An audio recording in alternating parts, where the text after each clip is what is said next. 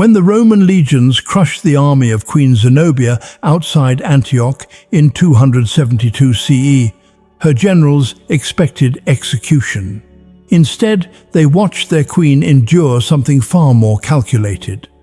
Rome had perfected the art of breaking rulers without killing them, transforming defiant monarchs into living monuments to imperial power. For women who wore crowns, defeat meant facing a brutality designed not merely to punish, but to erase dignity itself. Roman law denied queens legal protection. Under Roman law, war captives existed in a category that stripped them of every protection afforded to citizens.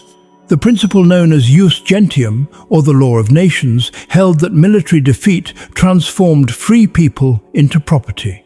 Once a city fell or an army surrendered, its inhabitants became legally enslaved regardless of their former status. A queen commanded no more legal standing than the lowest soldier in her defeated army. This legal framework created a terrifying reality. Roman citizens possessed rights that shielded them from certain punishments. To flog a Roman citizen was considered scandalous.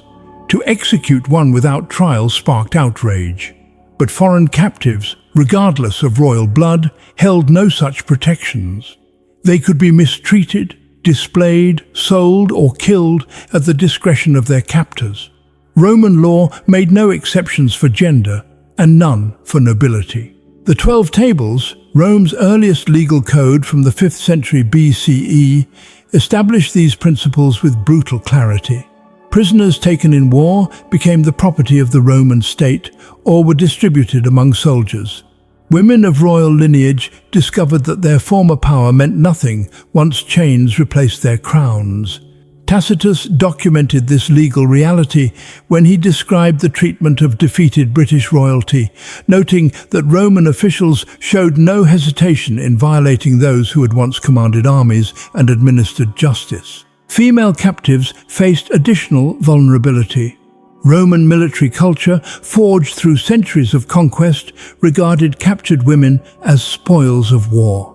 While some elite prisoners might be housed in relative comfort pending ransom or political negotiation, most faced immediate degradation. The line between prisoner of war and slave existed only on paper. In practice, defeat dissolved all former status, leaving captive queens vulnerable to treatment that would have been unthinkable had they possessed Roman citizenship. Royal prisoners displayed in Roman triumphs.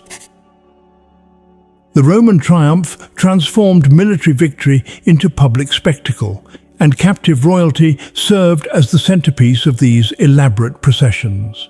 When a general received permission from the Senate to celebrate a triumph, preparations began for a display that would parade Rome's dominance through the streets for all to witness. The route stretched from the Field of Mars through the Forum and up to the Capitoline Hill, covering nearly 4 kilometers of crowded thoroughfares. These processions followed a carefully choreographed order designed to maximize psychological impact. Musicians and entertainers led the parade, followed by carts bearing paintings and models of conquered cities and distant lands. Wild animals from exotic territories were led in chains, offering Romans a glimpse of the unknown world their legions had subdued. Then came the prisoners of war, walking in shackles at the heart of the spectacle. Captured rulers marched at the front of the prisoner column, their royal garments often left intact to emphasize the magnitude of their fall. Queens who had commanded armies now shuffled in chains before crowds that jeered and celebrated their humiliation. The contrast was deliberate. By displaying monarchs in their full regalia while bound and powerless, Rome communicated a message that resonated far beyond the city walls. No kingdom stood beyond reach. No throne guaranteed safety. The triumphal procession served multiple purposes beyond celebration. It demonstrated Roman military might to potential allies and enemies alike. It satisfied the bloodlust of citizens who craved visible proof of victory, and it provided a stage for the systematic degradation of those who had dared resist Roman expansion. For female captives of royal blood, the triumph meant enduring the gaze of thousands while stripped of all dignity. The journey typically took an entire day, with the procession moving slowly to allow spectators along the route to observe every detail. Captive queens walked this gauntlet, knowing their fate hung in the balance. Some would survive the day, others would not see sunset. The uncertainty itself served as torture, forcing the defeated to contemplate their approaching doom with every step through streets lined with celebrating Romans. Zenobia marched through Rome in gold chains. Queen Zenobia of Palmyra had carved out an empire that stretched from Egypt to Anatolia, challenging Roman authority across the east. When Emperor Aurelian finally crushed her forces in 272 CE and captured the queen as she fled toward Persia, he gained more than a military victory.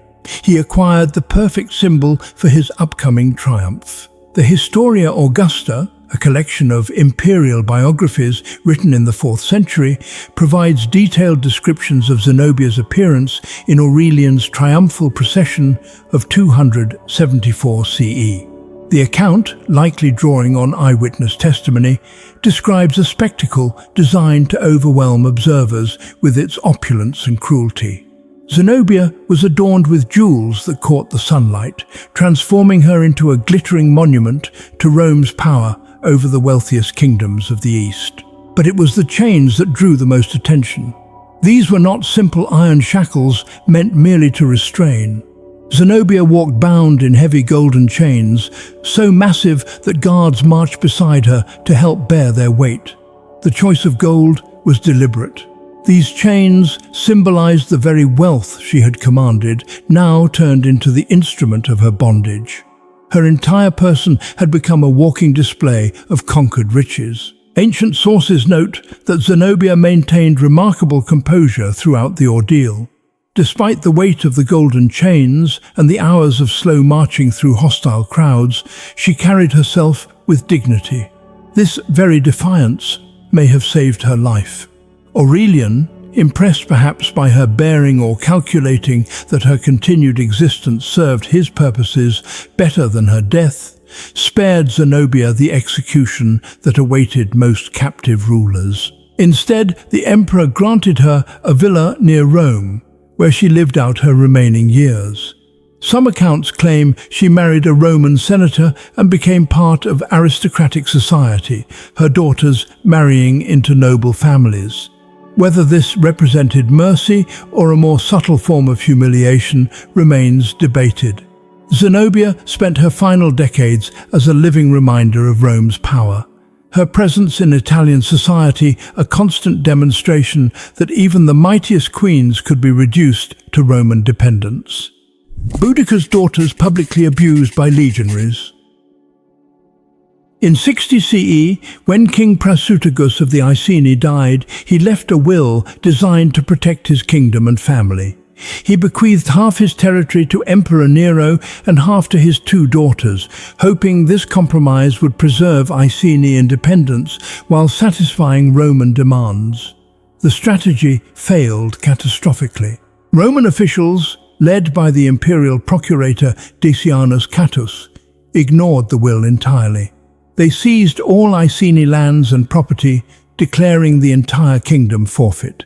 When Queen Boudica protested this violation, she faced punishment that demonstrated how little protection royal status afforded defeated rulers.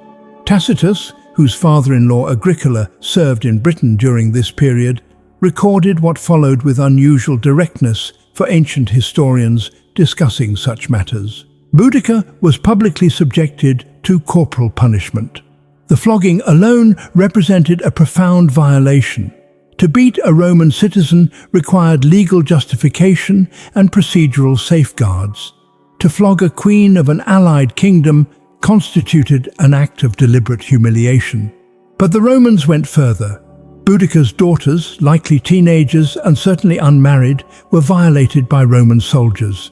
Tacitus describes these assaults with sparse language that conveys his own horror at events that violated even Roman sensibilities about acceptable conduct. The historian notes that Boudica was flogged and her daughters violated, placing these crimes at the center of his explanation for the rebellion that followed. The abuse was not random violence, but calculated degradation, designed to break the royal family and demonstrate Roman dominance over the Iceni. The public nature of these crimes multiplied their impact.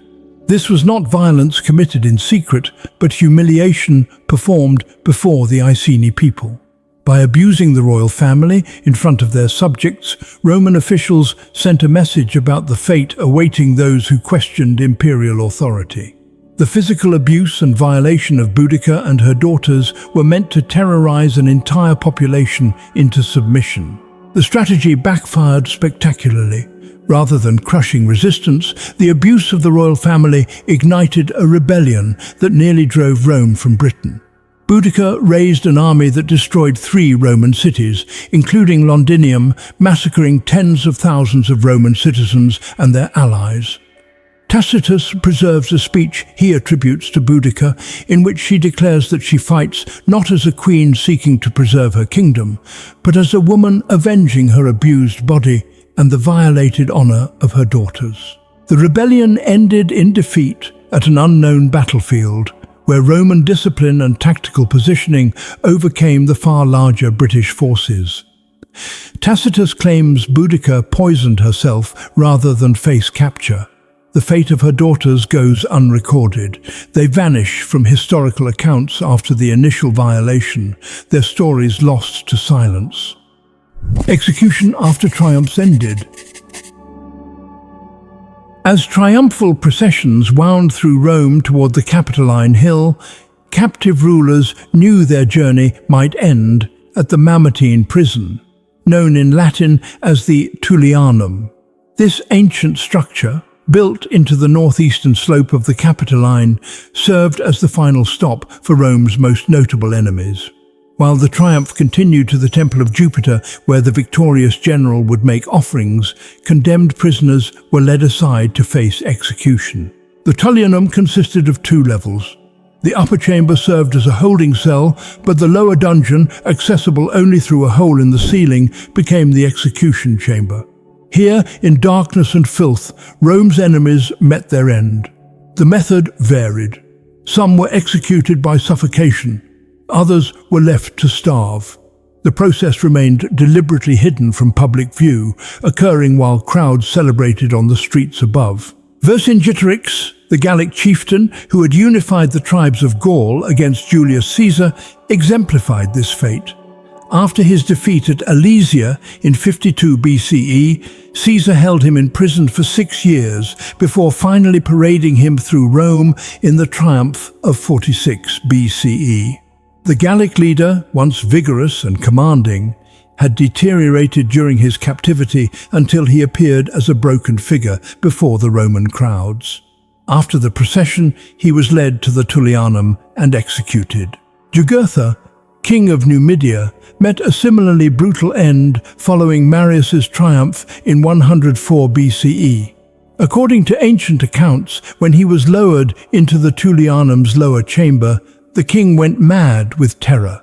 He was left to starve to death over 6 days, his cries echoing through the stone walls while Rome celebrated above. The historian Plutarch recorded his final words, reportedly asking in delirium how cold this Roman bath is. Simon Bar Giora, a leader of the Jewish revolt that ended with the destruction of Jerusalem in 70 CE, was displayed in Titus's triumph before being executed at the traditional site in the Forum.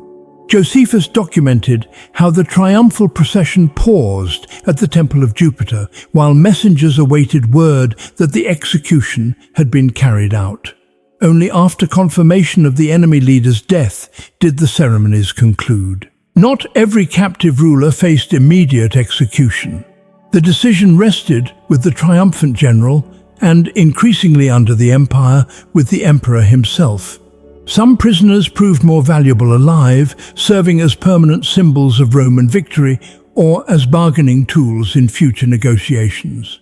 But for those marked for death, the triumph offered only a temporary reprieve before the descent into the Tullianum's darkness. The treatment of captured queens by Roman soldiers reveals how power operated in the ancient world.